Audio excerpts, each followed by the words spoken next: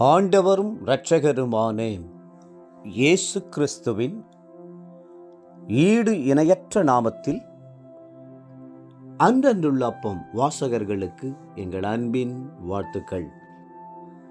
2025 ஆண்டு டிசம்பர் மாதம் 29 தேதி திங்கட்கிழமைக்குரிய தின தியானம். இன்றைய தலைப்பு சுத்திகரியுங்கள். 2 கொரிந்தியர் 7:1 சொல்கிறது, மாம்சத்திலும் ஆவியிலும் உண்டான எல்லா அசுசியும் நீங்க நம்மை சுத்திகரித்துக் கொண்டு பரிசுத்தமாகுதலை தேவ பயத்தோடே பூரணப்படுத்த கடவோம். இந்த நாட்கள் ஜெபத்திலும் வேத வாசிப்பிலும் அதிக நேரத்தை செலவழிக்க வேண்டிய நாட்கள்.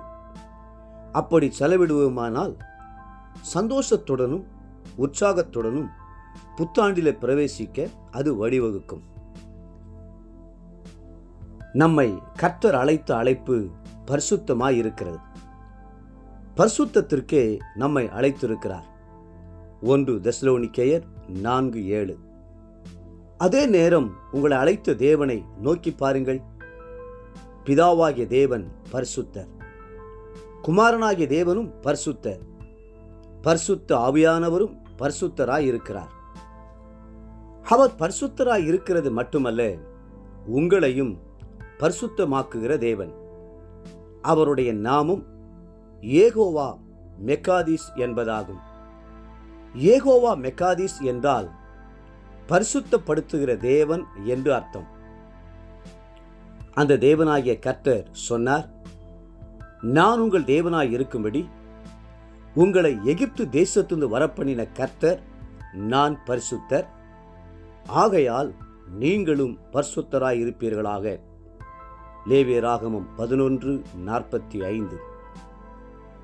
அதே அப்போஸ்தலனாகிய பேதுருவும் குறிப்பிட்டு, உங்களை அழைத்தவர் பரிசுத்தராய் இருக்கிறது போல நீங்களும் உங்கள் நடக்கைகள் எல்லாவற்றிலேயும் பரிசுத்தராய் இருங்கள் என்று 1 பேதுரு 1:15 எழுதுகிறார்.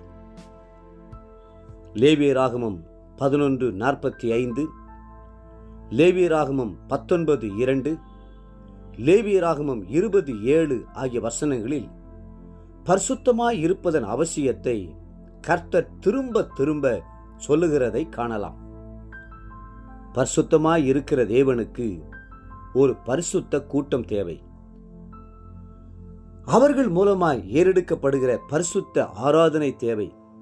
அதற்காகவே தேவன் இஸ்ரவேல் ஜனங்களை எகிப்திலிருந்து வேறு பிரித்து கொண்டு வந்தார். பரிசுத்தத்தில் நம்மை முன்மாதிரியாக்குவதற்கும் தேவனுக்கு ஒரு பரிசுத்த ஜனம் உண்டு என்பதை உலகத்திற்கு அறிவிப்பதற்காகவும் பாவங்களற நம்மை கழுவி பரிசுத்தமாக்கும்படிக்கும் தம்முடைய இரத்தத்தையே நமக்காக ஊற்றி கொடுத்தார். நீங்கள் என்னுடையவர்களாய் இருக்கும்படிக்கு உங்களை மற்ற ஜனங்களை விட்டு பிரித்தெடுத்தேன். லேவியராகமம் 20:26. ஏசாயா கர்த்தரை தரிசிக்கும் போது சேராபீன்கள் ஆண்டவரை பரிசுத்தர் பரிசுத்தர் பரிசுத்தர் என்று போற்றிக் கொண்டிருந்தார்கள். பரலோகத்தை அப்போஸ்தலனாகிய யோவான் பார்த்தபோது அங்கிருந்த 4 ஜீவன்கள் சர்வ வல்லமையுள்ள தேவனாகிய கர்த்தர் பரிசுத்தர் பரிசுத்தர் பரிசுத்தர் என்று இரவும் பகலும் ஓய்வில்லாமல் சொல்லிக் கொண்டன. வெளிப்படுத்தின விசேஷம் 4:8. மோசே கர்த்தருடைய பரிசுத்தத்தையும் ஏனைய தெய்வங்களின் பரிசுத்தத்தையும் ஒப்பிட்டு பார்த்துவிட்டு, பரிசுத்தத்தில் மகத்துவம் உள்ளவரும் துதிகளில் பயப்படத்தக்கவரும் அற்புதங்களை செய்கிறவருமாகிய உமக்கு ஒப்பானவர் யார் என்று சவால் விட்டு கேட்கிறார்.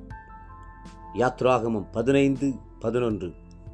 அந்த பாக்கியத்தை எண்ணி கர்த்தரை துதிப்பீர்களாக. இன்றைய நினைவிற்கு 24ஆம் சங்கீதம் 3-4 வசனங்கள். யார் அவருடைய பரிசுத்த ஸ்தலத்தில் நிலைத்திருப்பான்? கைகளில் சுத்தமுள்ளவனும் இருதயத்தில் மாசில்லாதவனுமாய் இருந்து தன் ஆத்துமாவை மாயைக்கு ஒப்புக்கொடாமலும் கபடாய் ஆணையிடாமலும் இருக்கிறவனே.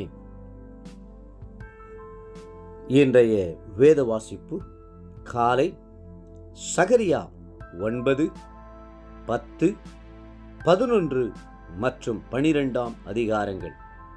மாலை வெளிப்படுத்தின விசேஷம் 20 அதிகாரம்.